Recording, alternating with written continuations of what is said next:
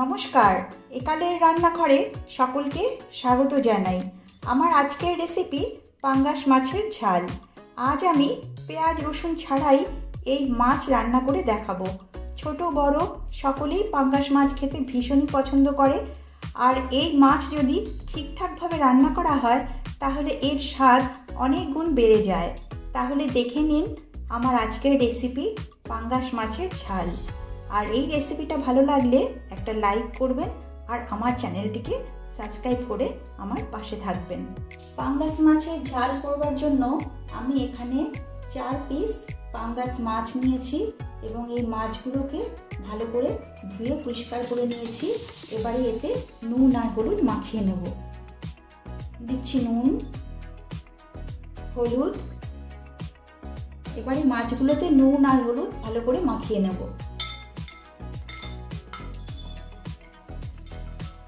মাছগুলোতে ভালো করে নুন আর হলুদ মাখিয়ে নিয়েছি। এবারে এটাকে 10 মিনিটের জন্য রেখে দিচ্ছি। আর নিয়েছি 4 টুকরো আলু। আমি একটা আলুকে 4 টুকরো করে নিয়েছি। এবারে এই আলুগুলোকে নুন আর হলুদ মাখিয়ে নেব। নুন দিচ্ছি সামান্য, হলুদ দিচ্ছি। এবারে নুন আর হলুদ ভালো করে মাখিয়ে নেব। নুন হলুদ মাখানো হয়ে গেছে। এদিকে গ্যাসে একটা প্যান বসিয়ে দিয়েছি এবং এতে পরিমাণ মতো সর্ষের তেল দিয়েছি। তেলটা ভালোভাবে গরম হয়ে গেছে। এবারে এই তেলে মাছগুলো ভেজে নেব।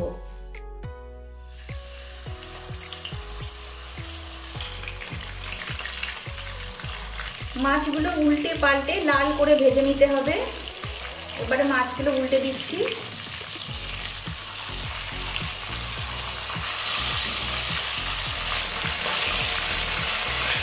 দেখুন মাছগুলো লাল করে ভেজে নিয়েছি। এবারে মাছগুলো তুলে নিচ্ছি।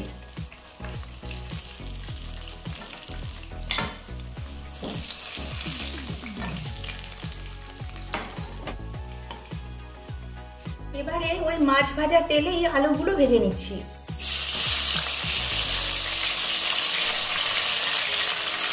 এবারে গ্যাসের ফ্লেমটা লো টু মিডিয়াম করে আলুগুলোকে সেদ্ধ ও নরম করবার জন্য কিছুক্ষণের জন্য ঢাকনা দিয়ে ঢেকে দিচ্ছি। ঢাকনাটা তুলে নিচ্ছি।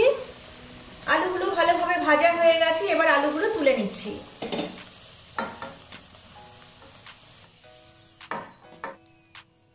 এদিকে গ্যাসে একটা কড়াই বসিয়ে তাতে 3 টেবিল চামচ সর্ষের তেল দিয়েছি।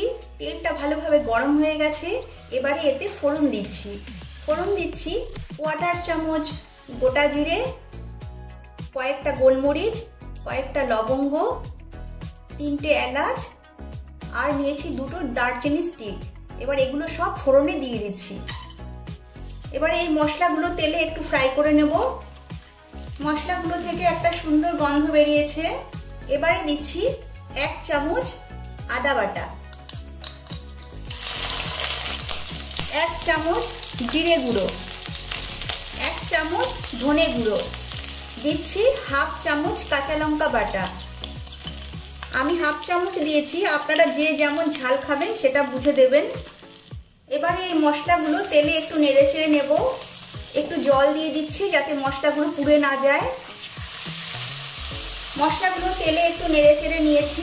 এবারে দিয়ে দিচ্ছি 1 টেবিল চামচ টমেটো পেস্ট দিয়ে একটু নেড়ে চেড়ে নিচ্ছি।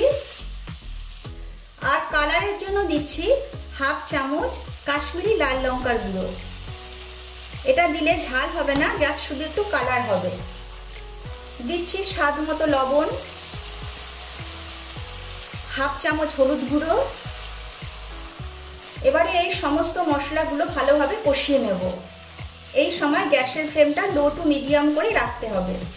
মশলা ভালো করে কষিয়ে নিয়েছি। মশলাগুলো থেকে তেল রিলিজ করে গেছে।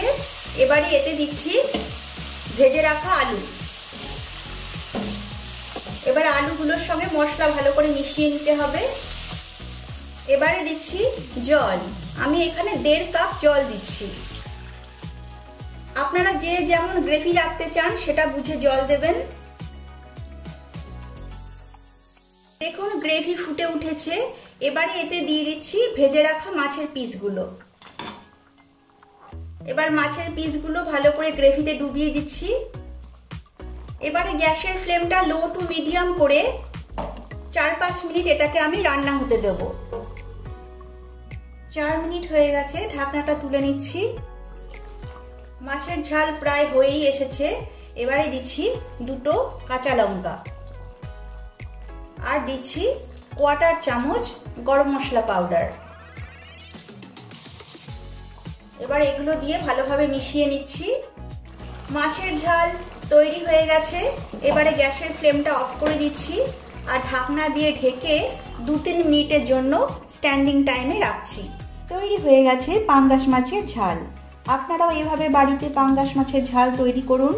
আশা করি সকলেরই ভালো লাগবে।